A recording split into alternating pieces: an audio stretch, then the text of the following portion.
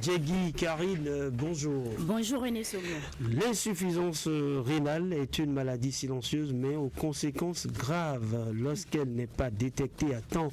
Au Bénin comme ailleurs, de plus en plus de personnes en souffrent parfois sans le savoir jusqu'à un stade avancé nécessitant la dialyse. On en parle dans la page santé de ce mardi. D'entrée, dites-nous, qu'entend-on par insuffisance rénale? L'insuffisance rénale est une maladie des reins qui touche les adultes mais aussi les enfants. Un adulte sur 10, soit 600 millions de personnes dans le monde, souffrent d'une infection rénale selon l'OMS, l'Organisation mondiale de la santé. Cette pathologie chronique, également en pédiatrie, est encore méconnue de beaucoup de personnes. Docteur Yvedo Toro Djedé est pédiatre néphrologue. Il explique ce qu'on entend par insuffisance rénale. Insuffisance rénale, ça veut dire qu'il y a une baisse de la fonction du rein. C'est-à-dire le rein ne fonctionne plus bien.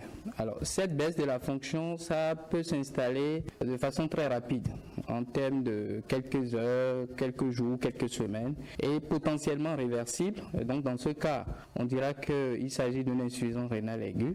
Mais quand cette baisse de la fonction dure dans le temps, et plus précisément si ça dure plus de 3 mois, là, on va dire qu'il y a une insuffisance rénale chronique. En fait, le thème qui est plus consacré, c'est la maladie rénale chronique. Parce que l'insuffisance rénale chronique n'est qu'un stade avancé de la maladie rénale chronique.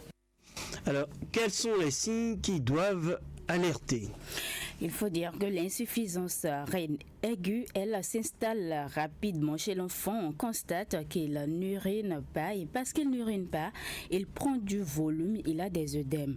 Il va avoir du mal à respirer, sa tension va augmenter, l'organisme va être rempli de déchets. Autre signe, l'enfant a du mal à manger, à dormir la nuit.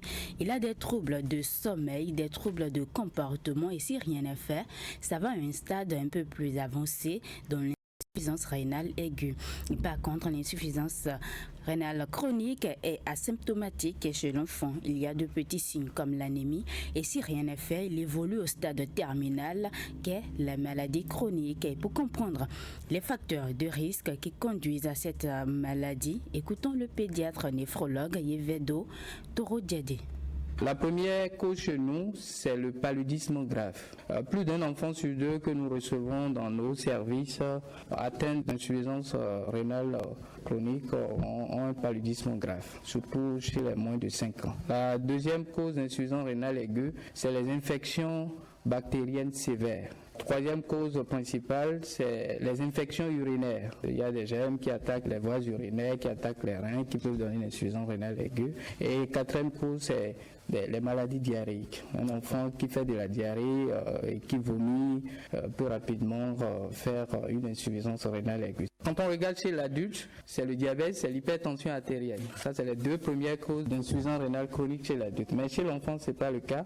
La première cause, surtout chez nous, c'est ce qu'on appelle les glomérulonéphrite chronique. En fait, le glomérule, c'est une partie de l'unité fonctionnelle du rein, qu'on appelle le néphron, et qui est souvent le siège de multiples agressions chez nous, surtout d'origine infectieuse. Et donc, ça vient, les parents n'ont rien constaté, ou bien l'enfant présenté de quelques signes, on a traité un peu à l'indigénat, et puis après, ça évolue et ça donne une insuffisance rénale chronique après.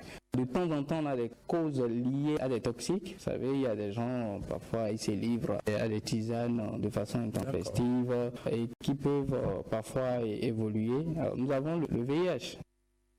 Voilà, vous venez d'écouter les propos du pédiatre néphrologue Dr Yvedo Toro Djedé. Il parlait des causes de l'insuffisance rénale. Alors, comment prévenir l'insuffisance rénale?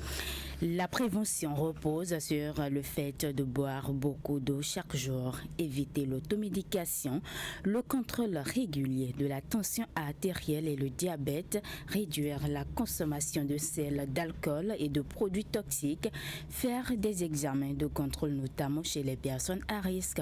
Et il faut dire que ces mesures sont valables aussi bien chez l'enfant que pour les adultes. Voilà, merci à vous Karine Djegui pour toutes ces précisions liées donc à ce mal qui fait flipper plus d'un.